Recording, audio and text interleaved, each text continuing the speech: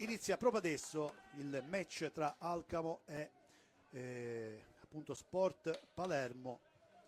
L'Alcamo, ricordiamo, si trova al terzo posto con 24 punti a 5 lunghezze di distanza dal 2 Battistata Gemini e Aragona. Attenzione, Pulizzi entra in area, il cross in mezzo, c'è il tiro e il gol dell'Alcamo già subito in vantaggio con Spina, Loris Spina. Alcamo subito in vantaggio, trova subito il gol, un buco nella difesa dello Sport Palermo che si trova impreparato, quindi Loris Spina porta in vantaggio l'Alcamo.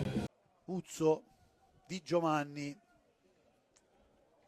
braccato da Marchese, vediamo Marchese con questa palla con forza, vediamo, potrebbe dare la palla al centro, vediamo per Caruso e il gol del Caruso, il raddoppio al 27esimo raddoppio dell'Alcamo con Caruso.